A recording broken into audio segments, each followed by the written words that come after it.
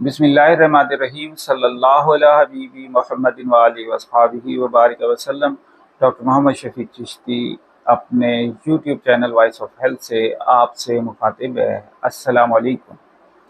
मोहतरम डॉक्टर साहबान, मैंने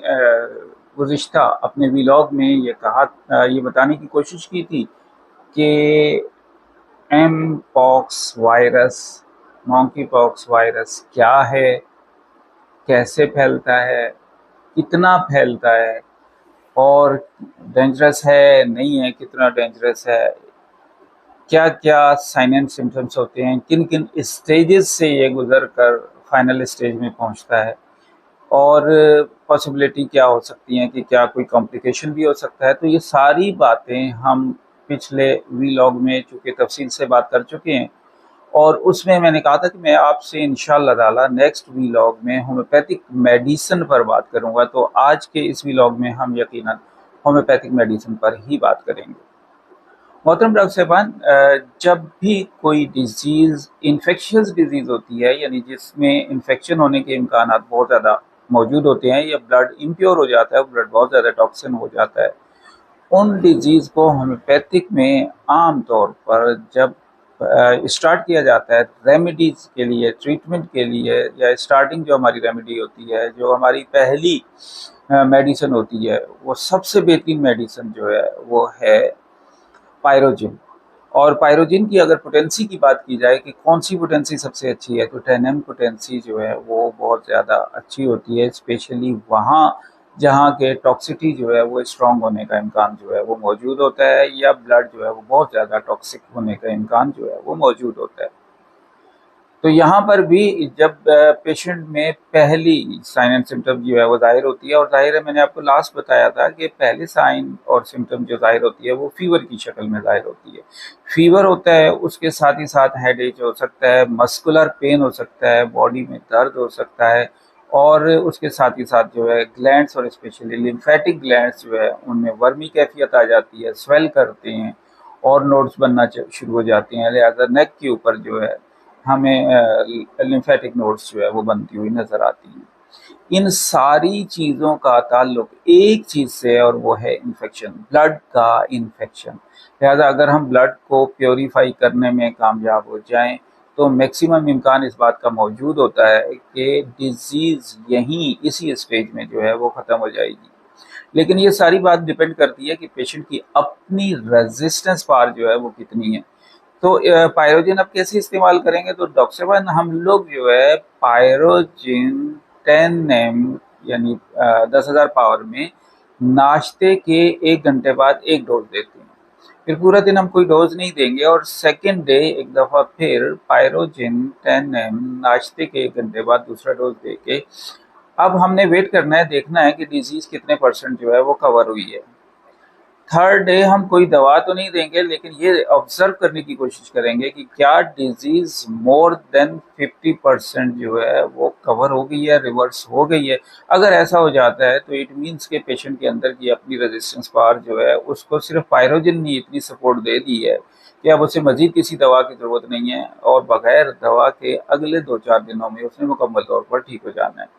लेकिन अगर उसकी रेजिस्टेंस पावर जो है वो कम है तो फिर थर्ड डे के बाद फोर्थ डे आपको अगली मेडिसिन जो है वो देना होगी, जो इस दवा को मज़ीद जो है वो स्ट्रॉन्ग करने की कोशिश करेगी। और अब जो आपको दवा देनी है वो दो दवाएं हैं, दोनों मिलाकर देनी है। उनमें से एक दवा जो है वो है पल्सटीला 200 और दूसरी दवा है एंटीमोनियम 200। तो ये दो दवाएं जो है इन दोनों को मिला लेते हैं या मिला कर देते हैं। तो तरीक़ाकार ये होता है कि हम इन दोनों की 10-10 ड्रॉप्स जो है वो हाफ कप ऑफ वाटर में जो है, और वाटर जो है वो वार्म हो तो ज़्यादा अच्छा है, तो सिंपल वार्म,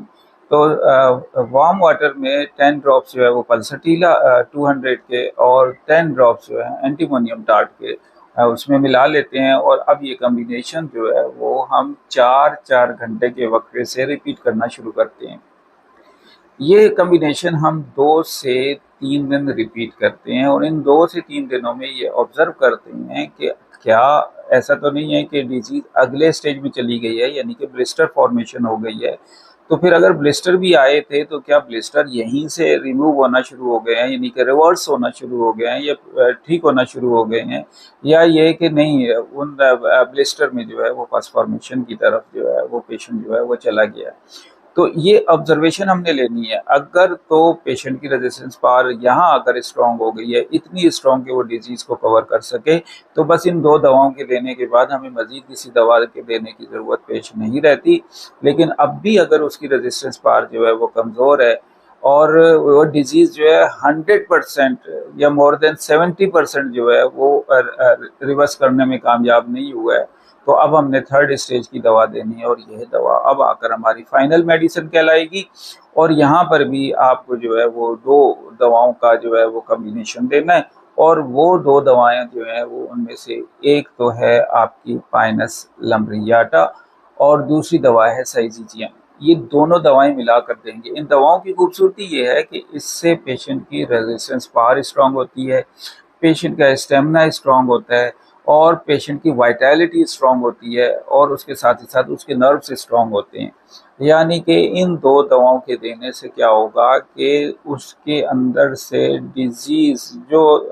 30% के करीब अभी बाकी रह गई थी वो भी ख़त्म हो जाएगी, और उसके साथ ही साथ पेशेंट जो है उसकी वीकनेस कवर हो जाएगी, और पेशेंट जो है एक नई ताकत के साथ जो है वो सेहतमंद होना शुरू हो जाएगा। और जैसे ही उसके जो है अब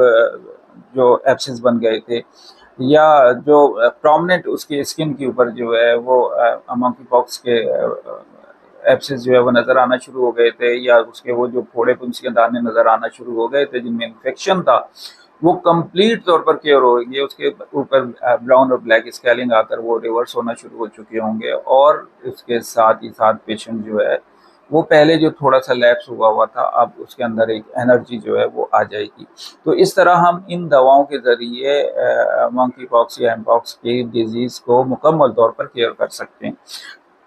यहाँ मैं अपने होम्योपैथिक डॉक्टर्स को इस बात की भी वजाहत कर दूं कि देखिए, हर वो डिजीज़ के जो इन्फेक्शन से रिलेटेड है,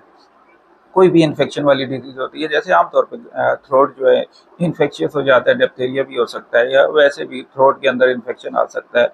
तो कोई भी डिजीज़ जो इन्फेक्शियस डिजीज़ होती है, अगर हम उसके शुरू में ही पायरोजिन का एक डोज दे दें, तो डिजीज़ जो है वहीं से ठीक होना जो है वो शुरू हो जाती है, और हमें नेक्स्ट मेडिसिन की ज़रूरत नहीं पड़ती है। लेकिन अगर नेक्स्ट मेडिसिन की ज़रूरत पड़ती है, तो पायरोजिन ऐसी दवा है जो अपने साथ बेलेडोना की सपोर्ट बहुत अच्छी लेती है, और बेलेडोना अगर इसके साथ मिला ली जाए तो कम और बेश डिजीज़ जो है अपने इनिशियल स्टेज में जो है वही वहीं पर ख़त्म हो जाती है। लेकिन चूँकि एम पॉक्स जो है वो एक ऐसी डिजीज़ है कि जो अपनी बेस बनाकर सामने आ रही होती है, यानी कि ट्रैवलिंग हिस्ट्री में पेशेंट कहीं से इन्फेक्शियस हुआ था, और वो इन्फेक्शन लेकर जो है अब वो अपने कंट्री में आया था, और अपने कंट्री में आने के बाद वो इम्यून पावर उसकी वीक होने के बाद जो है ये जो इन्फेक्शन था या ये जो वायरस था वो अपनी साइन एंड सिम्टम्स जो है वो प्रोड्यूस करने में कामयाब हुआ। यानी उसने अपने पेशेंट के लीवर के अंदर पहले अपनी ग्रोथ मुकम्मल की, और इतनी ग्रोथ कर ली कि अब वो डिजीज़ जो है वो प्रोड्यूस करने में कामयाब हो जाए। तो अब चूँकि उनकी ग्रोथ अच्छी खासी हो चुकी है, तो रेजिस्टेंस पावर भी दूसरे उसके मुकाबले में जो है वो कमज़ोर हो चुकी है। तो यहाँ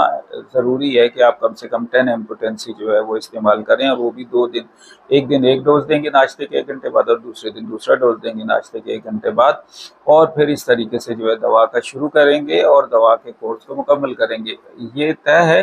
कि ये भी हो सकता है कि आपकी डिजीज़ जो आपके पेशेंट की जो डिजीज़ है वो पहले ही स्टेप में जो है ख़त्म हो जाए, और सेकेंड स्टेप आई नहीं। लेकिन अगर वो सेकंड स्टेप में भी आ जाती है तो सेकंड स्टेप की दवा इस्तेमाल कराएंगे, और अगर सेकंड स्टेप से 100% कवर नहीं होती और नज़र ये आ रहा है कि इस दवा की मजीद सपोर्ट की ज़रूरत है,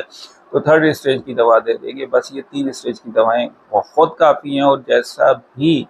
इन्फेक्शियस डिजीज़ और स्पेशली मॉन्की पॉक्स, तो वो 100% जो है वो क्लियर हो जाता है। और सबसे बड़ी खूबसूरती बात यह है कि वो किसी किस्म का कॉम्प्लिकेशन नहीं देता, वरना ये होता है कि इसके इन्फेक्शन की वजह से अगर इन्फेक्शन जो है वो ब्रेन पर इफेक्ट कर दे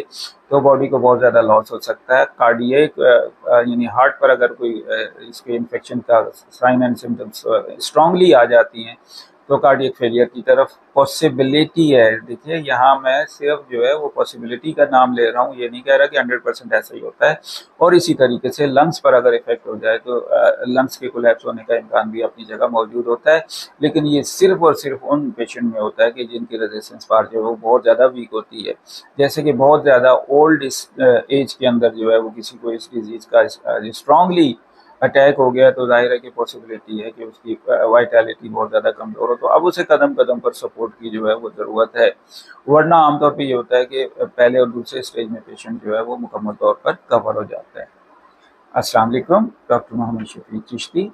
अपने YouTube channel voice of health से आपसे मुखातिब था। बहुत शुक्रिया।